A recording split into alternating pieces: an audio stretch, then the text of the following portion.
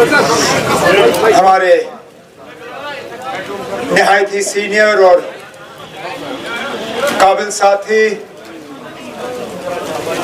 National conference के रूही रवा general secretary MLA Khanyar जनाब अली मोहम्मद सागर साहब, काबिना में मेरे साथी जनाब सुरेंद्र चौधरी साहब डिप्टी सीएम, मेरे सलाहकार जनाब नासिर असलम वानी साहब, हजरत बल के ऑनरेबल एमएलए सलमान सागर साहब, जडीबल के ऑनरेबल एमएलए तनवीर सादिक साहब, लाल चौक के ऑनरेबल एमएलए मुश्ताक गुरु साहब, नेशनल कॉन्फ्रेंस कश्मीर सूबे के सूबाई सदर शौकत मीर साहब, जनाना विंग के सूबाई सदर सबिया कादरी साहिबा, जिला सदर श्रीनगर वीर आफाक साहब, आरएनबी के हमारे पीडब्ल्यूडी के चीफ इंजीनियर जनाब सुशील कुमार साहब, यहाँ पे मौजूद मेरे तमाम नेशनल कॉन्फ्रेंस के औहदेदार हजरात, वर्कर हजरात, भाइयों बुजुर्गों नौजवान साथियों, आप सबको मेरे तरफ से अस्सलाम वालेकुम। वालेकुम अस्सलाम। और आज़ाद साहब को सत श्री अकाल।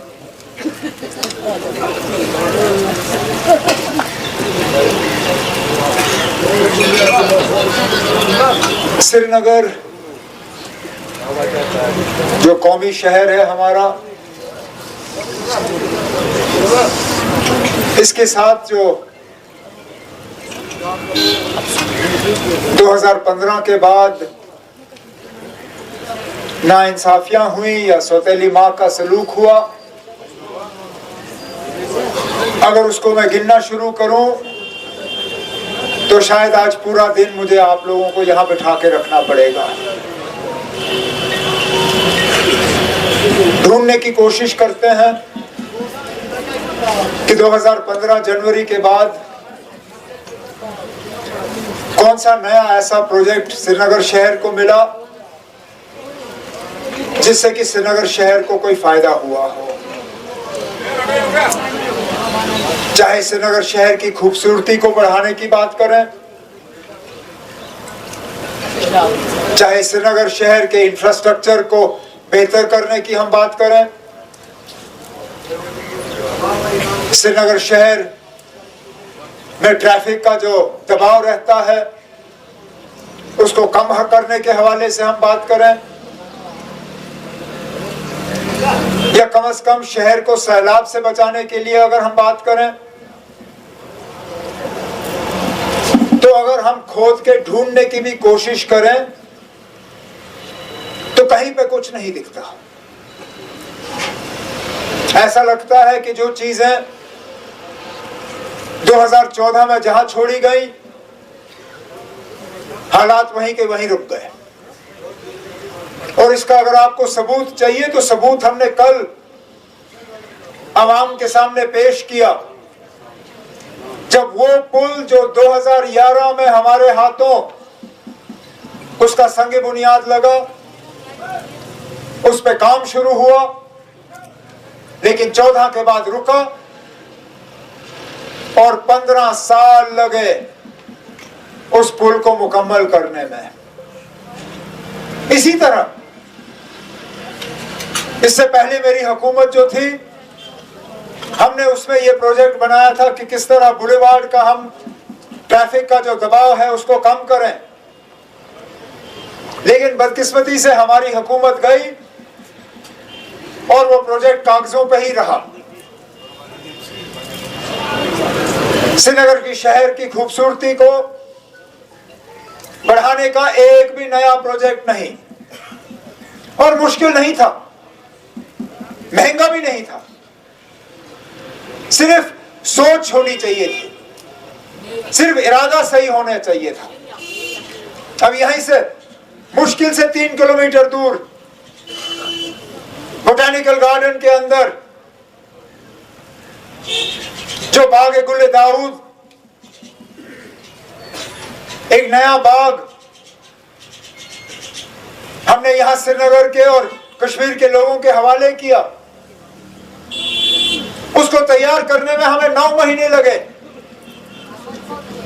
क्या पिछले 9 साल में वो नहीं बन सकता था? पिछले 20 साल में सिर्फ 2 नए बाग बने यहां,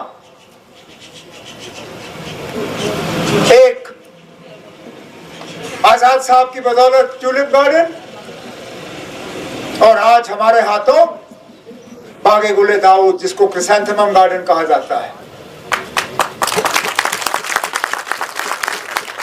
बोन एंड जॉइंट अस्पताल का नया ब्लॉक हमारे हाथों मुकम्मल हुआ।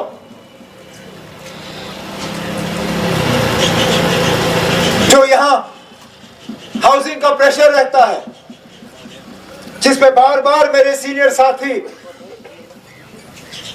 सागर साहब अपनी परेशानी का इजहार करते हैं, और जायज है, सही है इनका कहना। एक ही मकान में 3-3, 4-4, 5-5 फैमिलियां,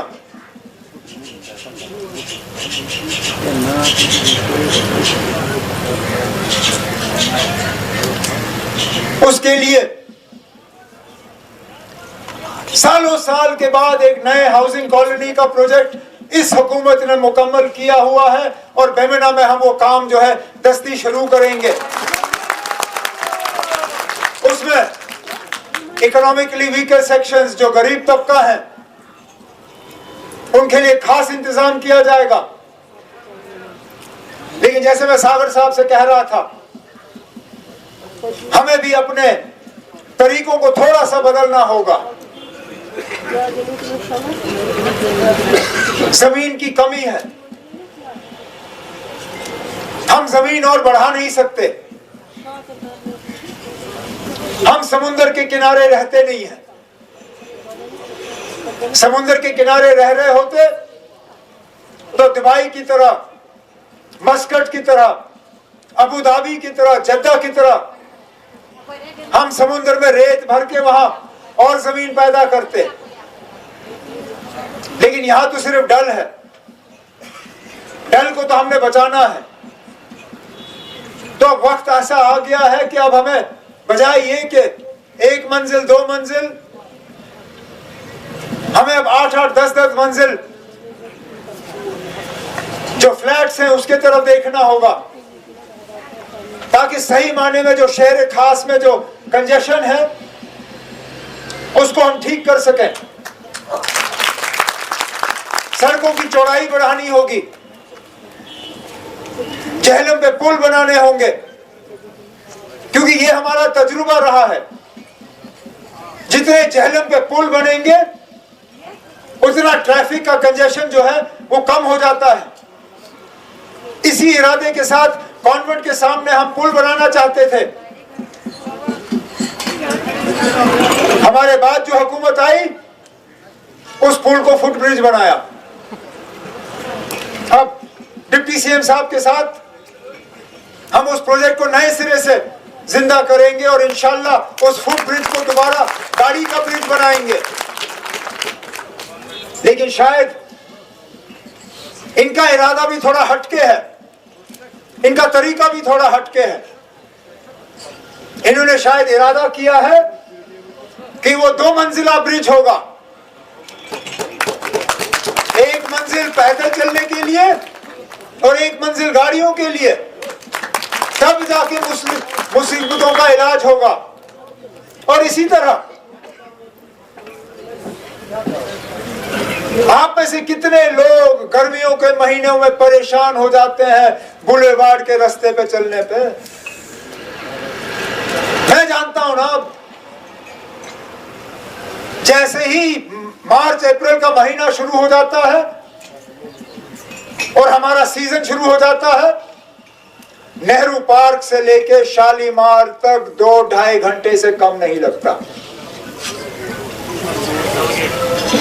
और अगर खुदा ना खास्ता कोई सड़कें बंद हो किसी के चलने के लिए, फिर तो 3-3.5 घंटे भी लग सकते हैं। इसलिए ये प्रोजेक्ट बना कि 4 लेन की सड़क यहां पे हो, आना जाना थोड़ा आसान हो जाए।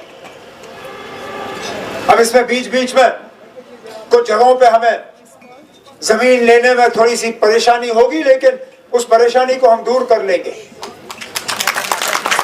लेकिन मैं अभी डिप्टी सीएम साहब और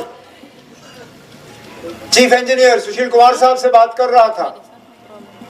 नेहरू पार्क से लेके आगे तक तो हम कर लेंगे, लेकिन डल गेट से लेके नेहरू पार्क तक इलाज इतना आसान नहीं होगा। वहां होटल बने हैं, दुकानें हैं, लोगों की मलकियत जमीन है, उनको हम गिरा नहीं सकते। अच्छा, डल गेट में जैसे खानियार की तरफ जाने का रास्ता जो है उस पर हमने वो पुल बनाया था, यहां पे हम वो भी नहीं कर सकते क्योंकि सामने हाउस बोट है। बीच में एक प्रोग्राम बना था कि हम हाउस बोटों को थोड़ा पीछे ले जाएंगे, वो भी नहीं हुआ।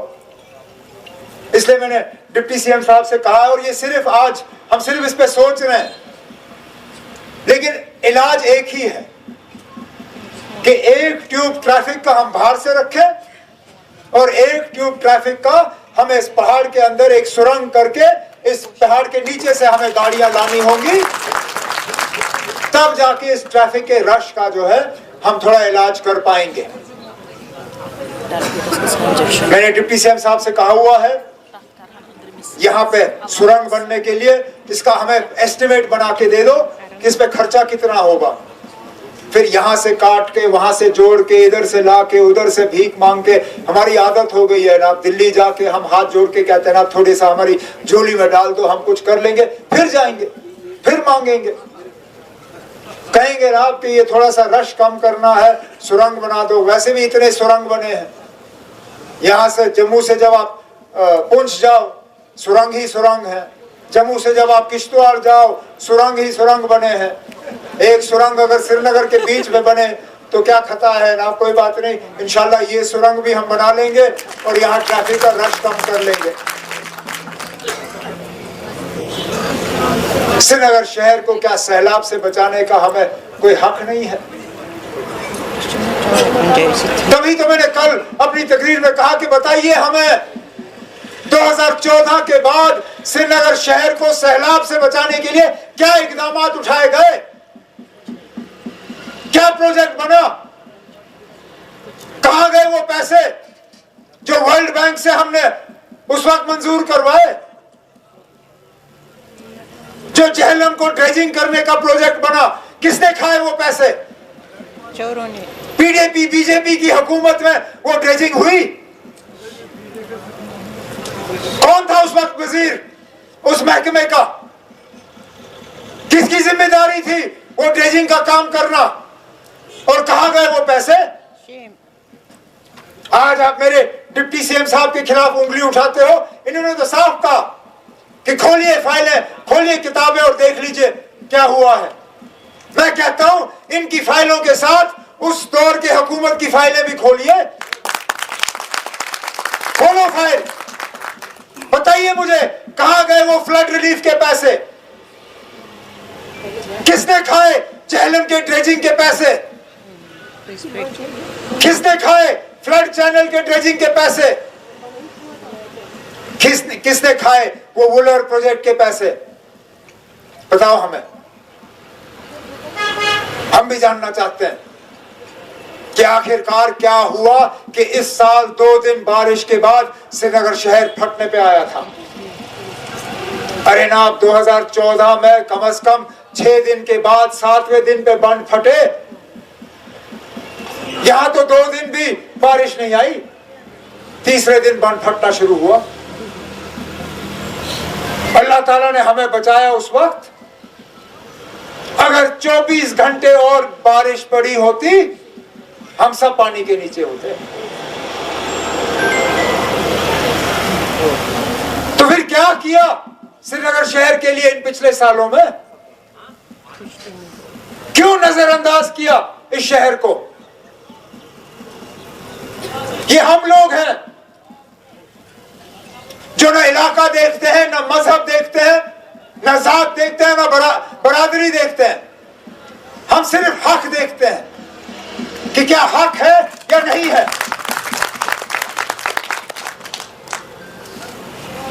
हमें मालूम था कि हमारी बहनों के लिए ट्रांसपोर्ट पर चढ़ना बहुत मुश्किल हो जाता है, तो पहले ही बजट में हमने तमाम सरकारी बसों पे अपनी माओ बहनों के लिए मुफ्त सवारी का ऐलान करके बसें उनके हवाले कर दी। आने वाले बजटों में बाकियों के लिए भी, जिस तरह तनवीर ने कहा, अब हम लोगों से नहीं कह रहे कि आप 5 साल इंतजार करो और 5 साल से एक दिन पहले हम काम शुरू करेंगे। हम लोगों से कहते हैं कि इस 5 साल में लगातार रोज हम काम करते करते अपने किए हुए वादे जो लोगों के साथ हैं वो हम पूरा करके ही अपने आप को लोगों के सामने पेश करेंगे। ये आप इत्मीनान रखें। जब मैं कहता हूं कि हम कम से कम मजहब और जात वगैरह देख के लोगों के साथ नाइंसाफी नहीं करते, आप देखिए ना, अब श्रीनगर शहर तो चलिए इन्होंने जो किया सो किया, जम्मू शहर का क्या हाल किया इन्होंने? क्या मजबूरी थी कि दरबार मूव बंद हुआ? ये दरबार मूव शेर कश्मीर की विरासत नहीं, फारूक अब्दुल्ला साहब की विरासत नहीं, मेरी विरासत नहीं। ये तो 47 आजादी से पहले का हाल था।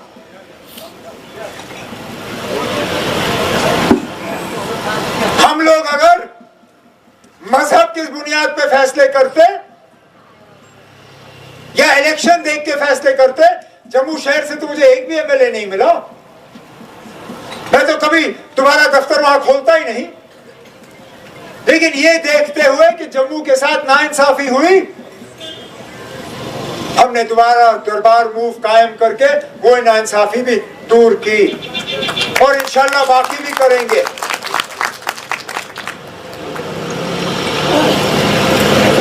बीच में हमारे रास्ते में रुकावटें आएंगी, मुझे मालूम है, लेकिन हम उस रुकावटों को भी पार कर लेंगे। बीच में हमें पीछे खींचने की कोशिश की जाएगी, हम उन चीजों से घबराएंगे नहीं, क्योंकि हमारा इरादा सही है।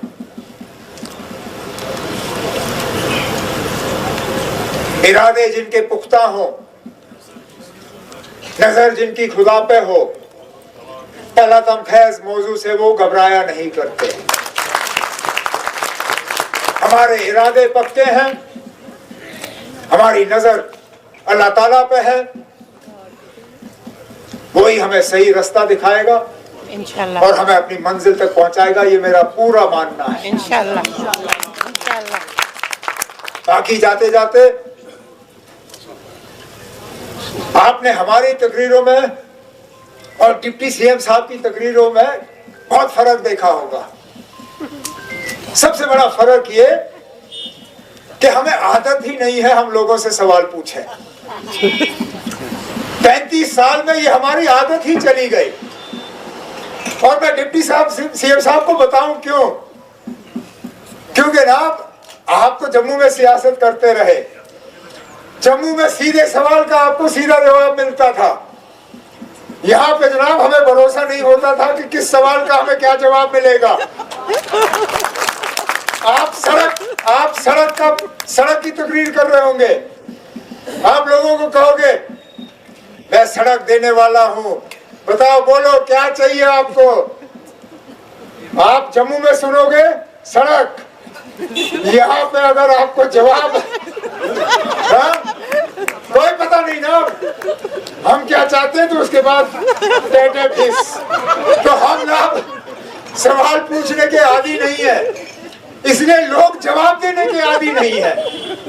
अब आप आहिस्ता आहिस्ता ये आदत डाल रहे हो, आप देखना आहिस्ता आहिस्ता आपकी तकरीरों में जम के लोग जवाब देंगे, लेकिन इनको भी आदत डालने में थोड़ा टाइम लगेगा। मैं अपने तरफ से डिप्टी सीएम साहब आपको, आपके महकमे के तमाम अफसरों को इस प्रोजेक्ट के संगे बुनियाद पे शुक्रिया करता हूं। हमें थोड़ा टाइम लगा क्योंकि हम वो लोग नहीं हैं जो संगे बुनियाद रख के फिर भूल जाते हैं। इसका टेंडर भी अप्रूव हुआ, टेंडर का L1 भी शायद आ गया है, टेंडर खुल के अलॉट भी हुआ है, आज संगे बुनियाद लगा है। इंशाल्लाह दस्ती यहाँ पे आप देखोगे काम भी शुरू हो जाएगा।